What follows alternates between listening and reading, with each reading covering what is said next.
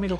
Vamos a hablar de Tamaulipas, de estos espacios que tiene de tiempo. El chico Telcel quiere hablar de Tamaulipas. Sí, bueno, pues mira, para empezar a hacer tiros de calentamiento.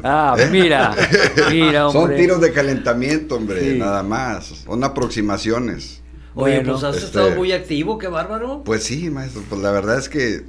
si quiere leche quemada tiene que andar activo, eso sí te lo garantizo. Hemos andado muy activos en el tema de lo que sigue para el próximo año, y yo lo que sostengo es una frase, digo, bueno, no basta con querer, sino con saber y poder, o sea, conocer y saber resolver, que eso es lo que creo que debemos de valorar pues en una decisión. Así es. Y por eso en ese querer y saber, pues yo quiero aprender a conocer más sobre la historia de Tamaulipas y conocer esta narrativa tan compleja de este estado que la verdad tiene muchas peculiaridades muy distintas a todos los demás 31 estados de la República, porque aquí, lo saben, amables radioescuchas, pues se dio la llegada de los españoles pues prácticamente 200 años después de lo que normalmente llegaron en todos los estados. Ya estaba todo colonizado. Sí, o sea, batallaron mucho, y quiero hacer esta reflexión porque Tamaulipas siempre del centro del país, siempre ha estado muy olvidado. Siempre ha estado muy olvidado en estos últimos 500 años, salud, precisamente por la distancia, por lo agreste del terreno, por el clima. Por eso no estaba Y colonizado. exactamente. Entonces, cuando llegaron los primeros colonizadores, fueron los frailes, Fray Andrés de Olmos, en el siglo XVI, y Fray Juan de Bautista de Moinedo, en 1617, y llegaron y fundaron nada más San Antonio de Tula. O sea, Tula está pegado a San Luis ya estaba ahí. Entonces estamos hablando de una región muy huasteca, prácticamente muy potosina. De Tula a San Luis, pues hay 120 kilómetros para poder llegar. Entonces, la gente que vive en Tula, que son tamaulipecos, realmente hacen su comercio, hacen su familia, más con los potosinos que con los victorenses. Esa es la realidad. Como nosotros aquí en Nuevo Laredo, pues tenemos más relación con Texas, con Nuevo León y con Coahuila que propio Tamaulipas, por lo disperso que es el estado. Entonces, llegaron estos frailes, pero prácticamente no pasó nada en 1600, ni en 1700, hasta 1750, que ya José Escandón vino.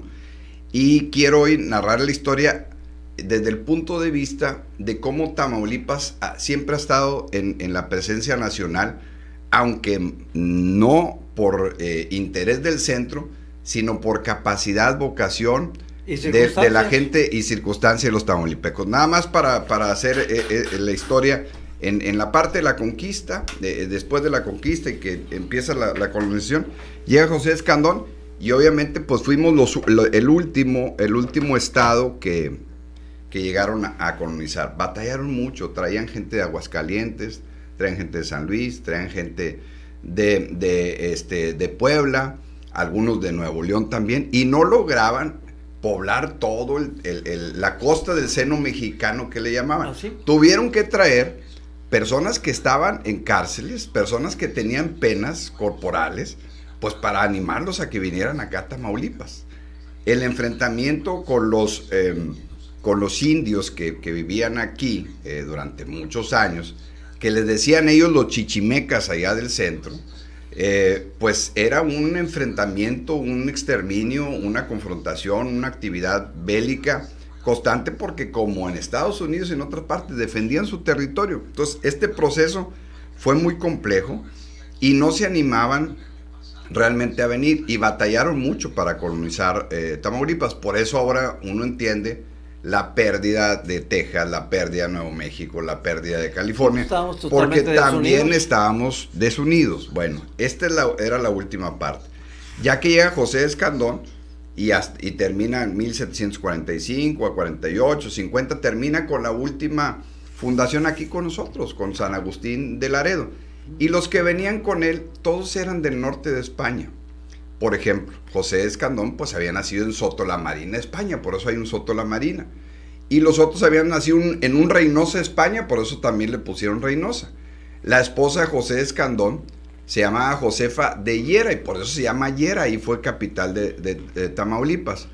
Y así esos españoles del norte, de la parte del mar Adriático, de Cantabria, pues fueron los que llegaron aquí. Y algunos sefarditas también. Y algunos sefarditas. Entonces ellos fueron los que empezaron a colonizar nuestro estado e ir fundando villas, y les pusieron cada quien Santa María Guayo Victoria, en fin, Santa Cecilia acá en Madero.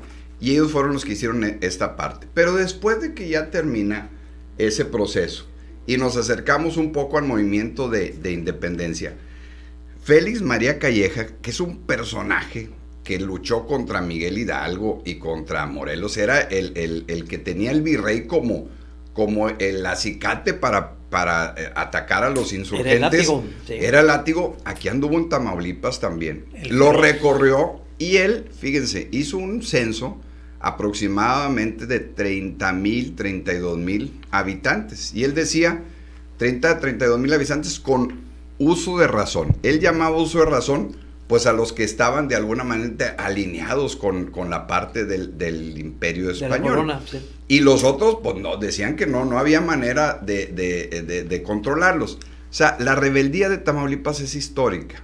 O sea, esta situación conflictiva ya la traemos desde muchos años.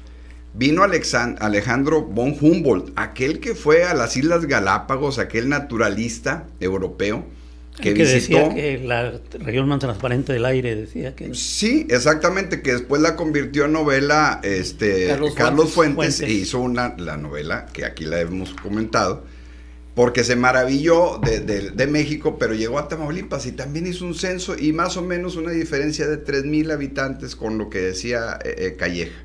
Entonces, fíjense, estamos hablando del tamaño de Tamaulipas, que es 80,000 kilómetros cuadrados, con prácticamente 32,000, 35,000 habitantes. Pues imagínense lo disperso que estaba todos los habitantes. Bueno, llega la independencia.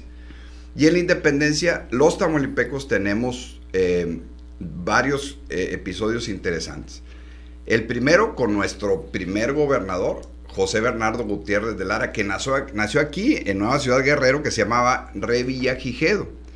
Su hermano sacerdote, él militar, y cuando se da cuenta del movimiento de independencia se va aquí a Saltillo y se encuentra cerca de en Acatita Baján, se encuentra a Miguel Hidalgo y le dice que él quiere unirse al movimiento de independencia. E Hidalgo, a unos días que lo apresaran y que se lo llevaran de Coahuila a Chihuahua, lo tuvieran encerrado y luego lo fusilaran allá, lo fusilaron en Chihuahua y luego se lo llevaron a Guanajuato y lo exhibieron. Ahí le da a nuestro paisano José Bernardo Gutiérrez de Lara la misión de ser el representante ante el gobierno de Estados Unidos para pedir apoyo, sobre todo armas. Fue el primer diplomático del movimiento y de México, un tamaulipeco, que fue el primer gobernador de Tamaulipas. Y José Bernardo Gutiérrez de Lara, pues a caballo, se va a hacer una travesía, llega hasta diciembre de 1911 a Washington y se entrevista con John Madison y con el presidente de los Estados Unidos y también con el secretario de guerra y les expone la necesidad del apoyo del gobierno de Estados Unidos. Y ellos lo atienden y le dicen, sí te apoyamos, pero ellos querían reforzar con presencia militar lo que decían ellos, la frontera con Texas. Texas era de nosotros.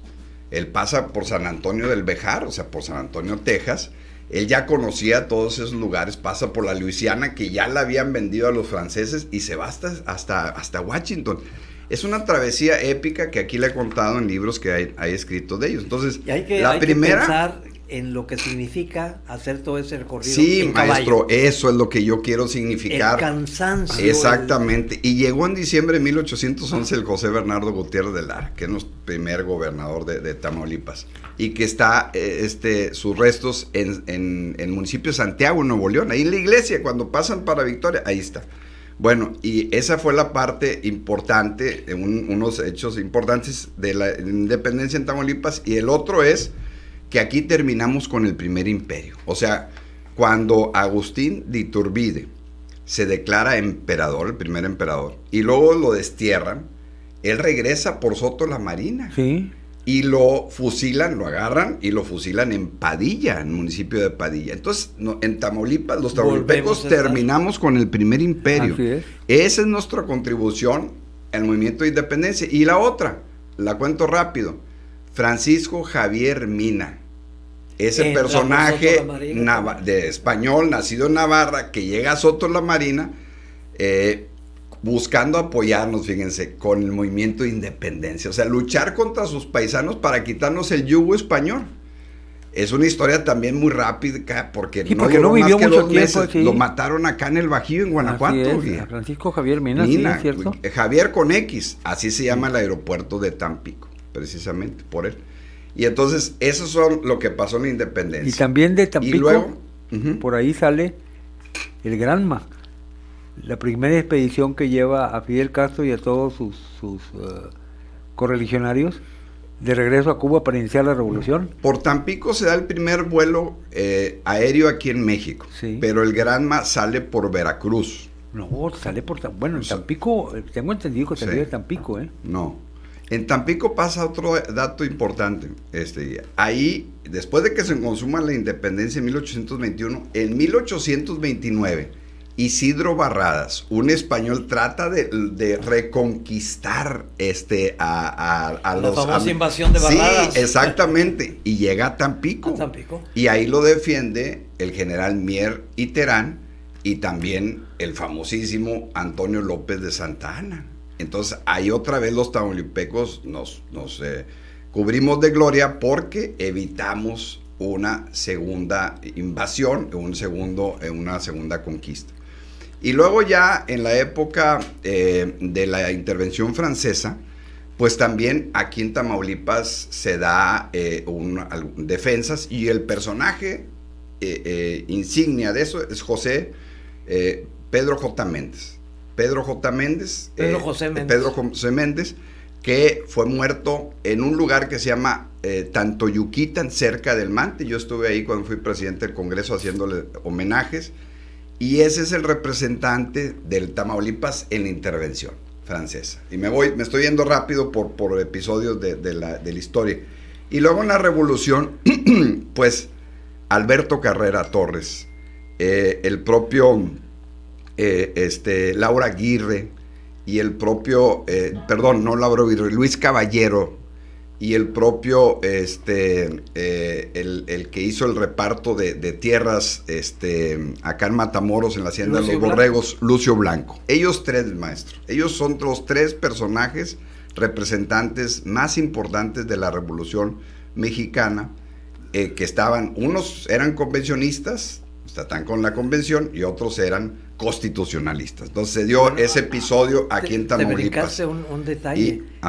Antes de la revolución, Porfirio Díaz se lleva de Tula a su esposa. Sí, claro, exactamente. En el porfiriato, nuestra contribución, es cierto, es la segunda esposa de don Porfirio Díaz, que nació en Tula, es cierto. Y por eso ahí se regalaron muchos pianos. Y ahí en esa época, finales del siglo XIX, principios del XX, pues tuvo un auge porque la primera dama era tulteca, era de Tula, ¿no? Una chiquilla, y luego, sí, tendría como 16, 17 años, ¿verdad? Cuando mucho. Y luego ya en la época post-revolucionaria, pues hay dos personajes fundamentales: Emilio Portes Gil y Marte R. Gómez, del que platiqué. Pero hay un dato bien interesante donde la historia no nos hace justicia a los tamaulipecos. Bueno, me voy a regresar tantito nomás con Porfirio Díaz. El único presidente que quitó a Porfirio Díaz del poder fue un tamaulipeco, Manuel González. Sí, porque Porfirio Díaz fue presidente de 1876 al 80, eran de 4 años, y del 80 al 84 fue presidente Manuel González, exactamente, que era de Matamoros. Bueno, y luego acá en la época posrevolucionaria, no le han hecho, si ustedes ven por ejemplo, los episodios o los videos de Enrique Krause y de los historiadores, siempre dicen el primer presidente civil, y ellos dicen Miguel Alemán. Están totalmente equivocados. Siempre, toda la historia de México dicen el primer presidente de la República Civil es Miguel Alemán. No es cierto. el primer presidente civil fue tamaulipeco y fue Emilio Portes Gil, porque cuando asesinan a Obregón, él es presidente de 1928 al 30 y era abogado, nacido en Victoria y no era militar.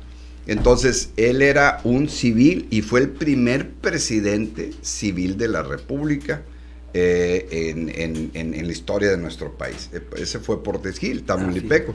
Y luego, bueno, él y Marta R. Gómez tuvieron muchas responsabilidades nacionales, hicieron grandes aportaciones al país, Miguel Ángel. Y bueno, pues ahí me quedo con la historia pues de Tamaulipas. Lo conté rápido, quise compartir el día de hoy estos personajes y nuestra contribución que hemos hecho a la federación, al país, desde el punto de vista del desarrollo de Tamaulipas. Bien, ¿cómo se relaciona el Granma con Tamaulipas?